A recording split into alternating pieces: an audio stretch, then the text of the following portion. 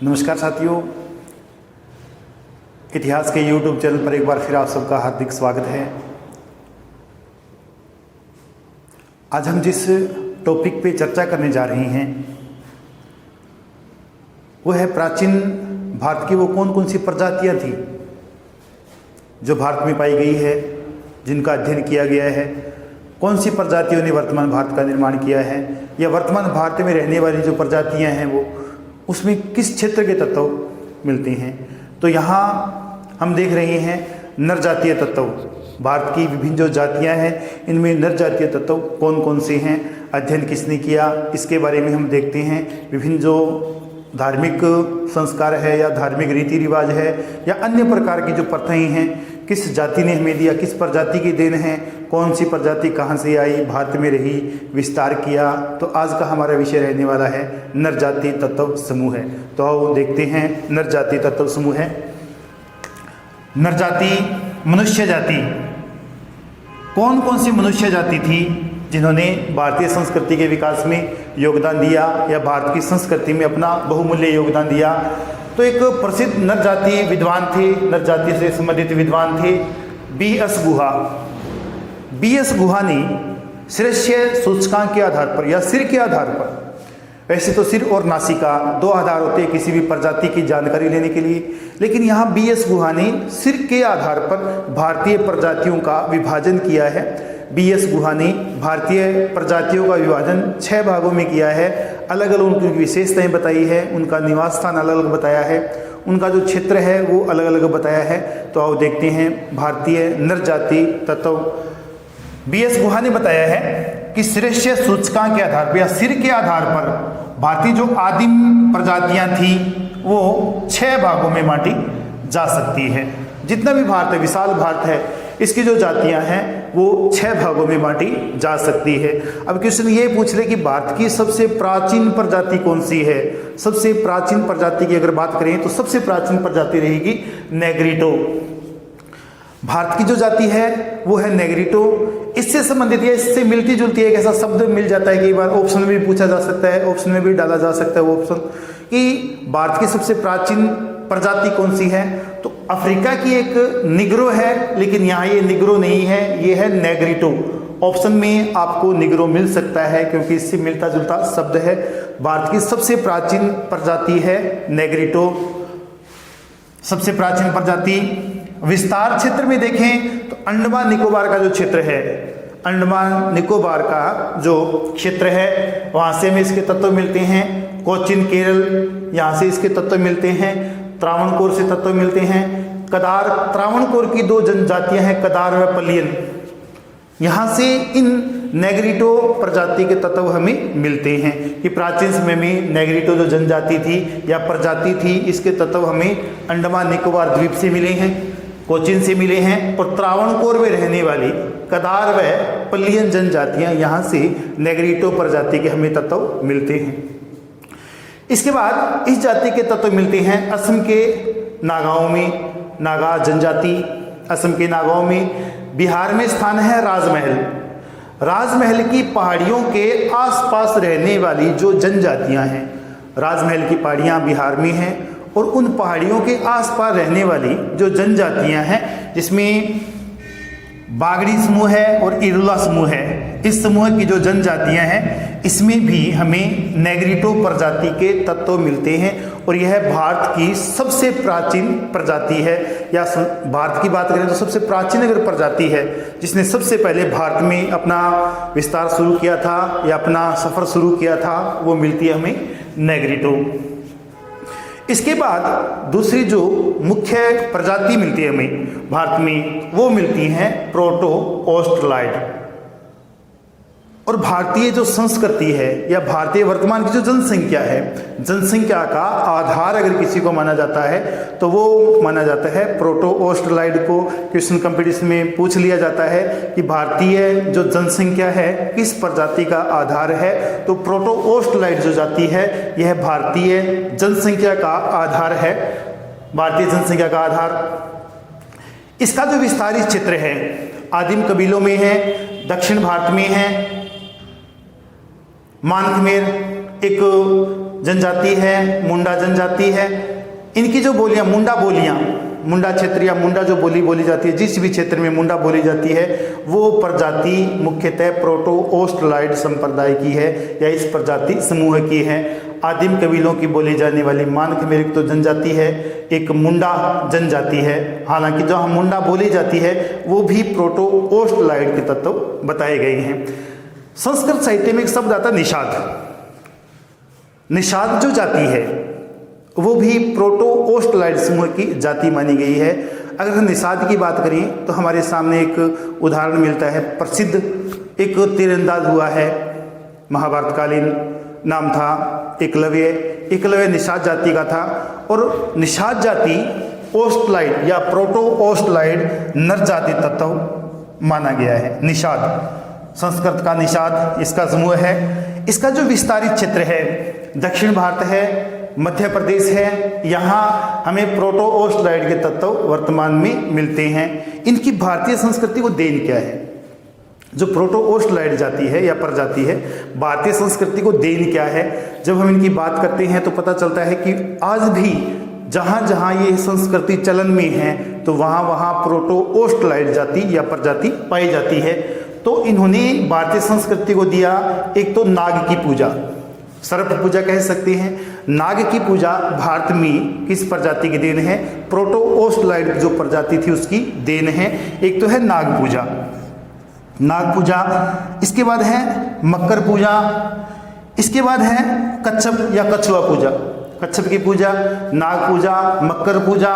इसके अलावा चंद्रगणना, चंद्रमा की विभिन्न कलाओं का अध्ययन, निछावर प्रथा, किसी के ऊपर अपनी प्राण त्याग देना, ये भी इनकी देन है। एक है लिंग उपासना, हम शिवलिंग की पूजा करते हैं तो लिंग उपासना ये भी प्रोटो ऑस्ट्रेलॉइड की देन है। मृत्योपरांत, मृत्यु के बाद जीवन में विश्वास, हमारी धार्मिक जो मान्यताएं हैं उसमें कहा गया है कि मृत्यु के बाद व्यक्ति दूसरा जन्म लेता है या दूसरे लोक में चला जाता है। तो ये जो हमारी मान्यता है ये हमने ग्रहण की है प्रोटो ऑस्ट्रेलॉइड प्रजाति तत्व या प्रजाति समूह से।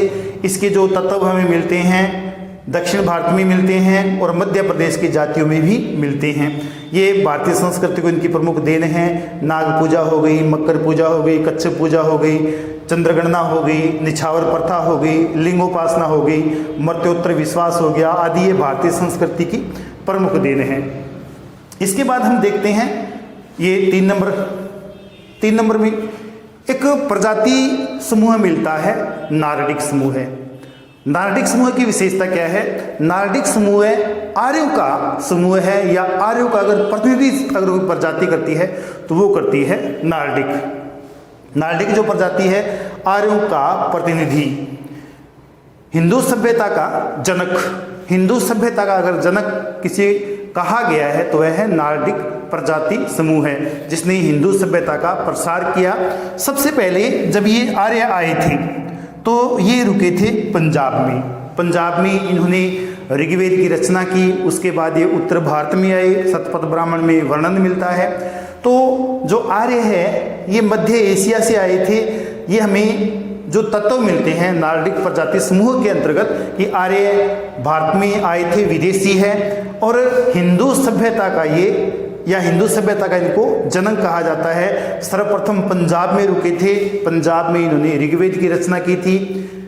इसके बाद देश के अन्य क्षेत्रों में ये फैल गए थे। इनकी जो संस्कृति थी पूरे भारत में फैल गई थी। प्राचीन समय में हालांकि दक्षिण भारत में प्रसार नहीं कर पाई थी, लेकिन बाद में दक्षिण भारत में भी ये संस्कृति फैल गई थी।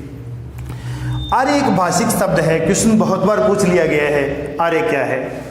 जाति है या श्रेष्ठ नस्ल है या श्रेष्ठ जाति है, श्रेष्ठ लोग है? तो आर्य गुणों का नाम है, यहाँ कोई जाति नहीं है। आर्य, आर्य का मतलब है श्रेष्ठ या कुलीन।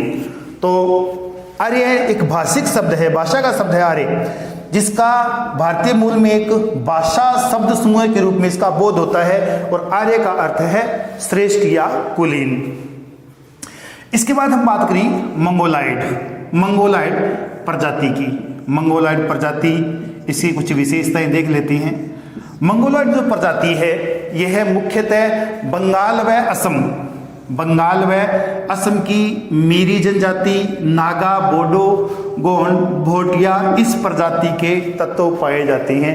असम और बंगाल की मीरी जनजाति है, नागा जनजाति है, भोटिया है, ये शेरू भोटिया है, गोंड है, इनमें इस प्रजाति के तत्व पाए जाते हैं। इनका जो भाषा हमें मिलती है, इनकी जो भाषा मिलती है वो चिन्नी तिब्बती समूह की एक भाषा मिलती है। दोनों को मिश्रण रूप में कह सकते हैं, चिन्नी और तिब्बती को किरात समूह है, किरात समूह इनकी भाषा मिलती है या उस भाषा के तत्व यहाँ हमें मिलते हैं। असम बंगाल की जो भी जनजातियाँ हैं इन्होंने भारतीय संस्कृति को क्या दिया? तंत्र, जादू टोने से संबंधित, वामाचार, विभिन्न प्रकार की धार्मिक क्रियाएं, शक्ति पूजा, शक्ति की पूजा मंगोल जाति के प्रभाव से। और ये जो जाति है मंगोलाइड, मंगोल जाति या मंगोलिया क्षेत्र से भारत में आई थी। उत्तर पूर्व में इन्होंने भारत में प्रवेश किया था। क्षेत्र रहेगा असम और बंगाल। मंगोल किया या मंगोलिया की मूलतः ये जाति थी, भारत में आई थी। इन्होंने भारतीय संस्कृति को देन दी। तंत्र पूजा, वामाचार, शक्ति पूजा ये मंगोल जाति के कारण है। इसके बाद हम बात करें मेडिटेरेनियन। मेडिटेरेनियन मतलब भूमध्य सागरीय जातियाँ। भूमध्य सागर की काफ़ी जनजातियाँ भारत में आई थी या कुछ प्रजातियाँ भारत में आई थी। इसकी हम बात करें भूमध्य सागरीय, इस प्रजाति के वंशज बड़ी संख्या में भारत में पाए जाते हैं। भूमध्य सागर की 3 शाखाएं हैं। भूमध्य सागर की जो जातियाँ आई थी भारत में, मेडिटेरेनियन, भूमध्य सागरीय, इनकी 3 शाखाएं भारत में देखी गई है। कौन कौन सी है? एक शाखा है कन्नड़, तमिल, मलयालम। इनकी जो पहली शाखा है वो हमें मिलती है कन्नड़ क्षेत्र में, तमिल क्षेत्र में और मलयालम क्षेत्र में। दक्षिण भारत में कह सकते हैं। दक्षिण भारत में भूमध्य सागरीय संस्कृति के लोग या भूमध्य सागरीय प्रजाति के लोग रहते थे। दूसरी जो शाखा है ये हमें मिलती है पंजाब, गंगा की ऊपरी घाटी। पंजाब है, गंगा की ऊपरी घाटी, यहाँ भी हमें भूमध्य सागरीय संस्कृति के लोग मिलते हैं। तीसरी जो इनकी शाखा थी वो मिलती है सिंध क्षेत्र, राजस्थान तथा पश्चिमी उत्तर प्रदेश। राजस्थान तथा पश्चिमी उत्तर प्रदेश तीसरी शाखा। तो ये 3 शाखाएं हैं जो भूमध्य सागरीय जाति की विशेषताएं बताती है। इस प्रजाति का संबंध द्रविड़ जाति से, दक्षिण भारत की द्रविड़ जाति, क्वेश्चन पूछ लिया जाता है कि दक्षिण भारत की जो द्रविड़ जाति है मूलतः किस प्रजाति की वंशज है? तो ये माना जा सकता है मेडिटेरेनियन या भूमध्य सागरीय। इसकी देन क्या है भारतीय सभ्यता को? नौ परिवहन। भूमध्य सागरीय जो जाति है इसकी भारतीय सभ्यता को देन है। एक तो है नौ परिवहन, नाव का निर्माण, नाव चलाना। दूसरी इनकी विशेषता है कृषि। भारत में सबसे पहले कृषि शुरू की तो भूमध्य सागरीय प्रजाति ने की। एक है व्यापार, कृषि का कार्य इन्होंने शुरू किया था, व्यापार करना इन्होंने शुरू किया था। एक यहाँ शब्द मिलता है वाणिज्य, वाणिज्य भी इन्होंने शुरू किया था। यह नगरीय सभ्यता, नगरीय सभ्यता का भारत में सूत्रपात इन्होंने किया था, ये इनकी प्रमुख देन है। अब यहाँ हम देख रहे हैं व्यापार अलग होता है, वाणिज्य अलग होता है। वाणिज्य के अंतर्गत सिर्फ हम निर्यात करते हैं, ज़्यादा से ज़्यादा पैसा या ज़्यादा से ज़्यादा धन अपने पास इकट्ठा करना चाहते हैं।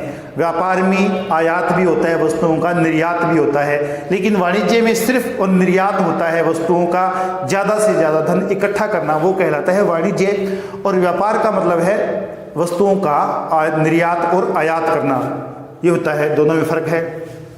तो नगरीय सभ्यता का जनक अगर कोई प्रजाति है तो वो है भूमध्य सागरीय प्रजाति। इसके बाद हम बात करें पश्चिमी ब्रेकाईसेफल्स।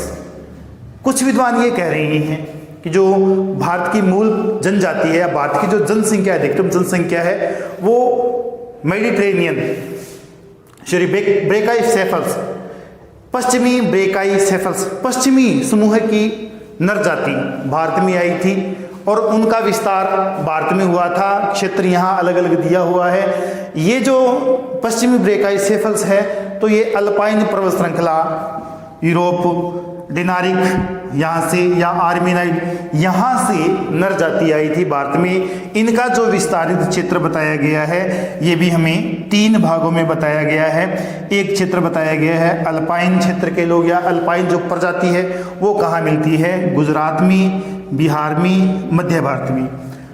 पश्चिमी ब्रेकाइसेफल्स जिनमें 3 प्रकार के हमें विभाजन मिलते हैं, अल्पाइन नर जाति समूह है, डिनारिक नर जाति समूह है और आर्मीनाइड नर जाति समूह है। तो यहाँ हम देख रहे हैं अल्पाइन नर जाति समूह है। इसमें गुजरात में तत्व मिलते हैं, बिहार में मिलते हैं, मध्य भारत में मिलते हैं। इसके बाद डिनारिक शाखा के जो तत्व हमें मिलते हैं वो मिलते हैं बंगाल से, उड़ीसा से, काठियावाड़ गुजरात से और कन्नड़ तथा तमिलनाडु से, ये डिनारिक शाखा। इसके बाद एक शाखा मिलती है हमें आर्मीनाइड शाखा।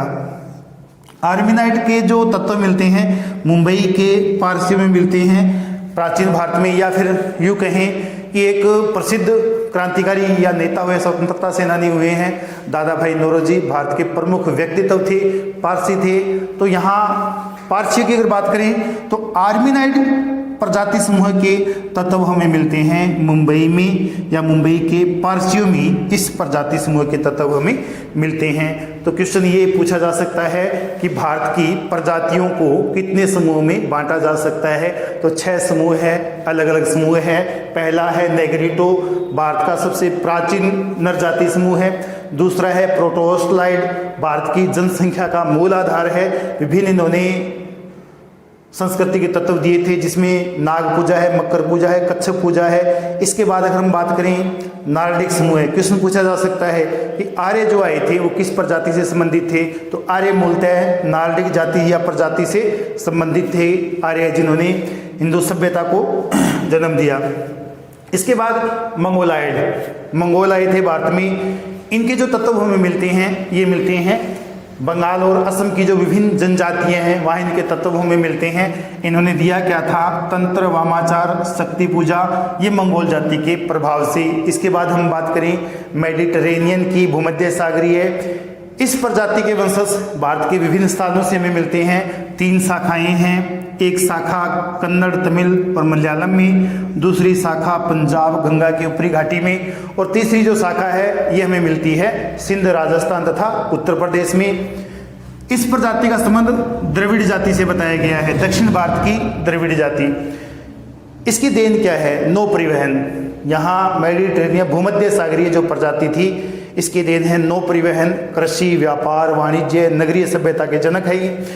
इसके बाद पश्चिमी ब्रेकाइसेफल्स, पश्चिमी क्षेत्रों से आने वाले जो प्रजाति तत्व है, 3 प्रकार के नर जाति तत्व हमें मिलते हैं, अल्पाइन, डिनारिक और आर्मीनाइड। तो यहाँ अल्पाइन मिलेगा गुजरात, बिहार, मध्य भारत, गुजरात, बिहार और मध्य भारत में अल्पाइन है। डिनारिक ये बंगाल, उड़ीसा, काठियावाड़, कन्नड़, तमिल में, और आर्मीनाइड मुंबई के पारसियों में। तो ये था हमारा एक छोटा सा टॉपिक, नर जातीय तत्व। जब हम एग्ज़ाम देते हैं, फर्स्ट ग्रेड का देते हैं, नेट का देते हैं, या फिर और जो कॉम्पिटिटिव कॉलेज व्याख्याता का देते हैं, या फिर सेकेंड ग्रेड में भी अगर बहुत कम संभावना है कि इस प्रकार के क्वेश्चन, क्योंकि बड़े लेवल का टॉपिक है, छोटा सा टॉपिक है, बड़ा ही शानदार टॉपिक है, जब हम एग्ज़ाम देते हैं तो वहाँ इम्पोर्टेंट रहता है। आज के लिए इतना ही, आप सबका बहुत बहुत धन्यवाद।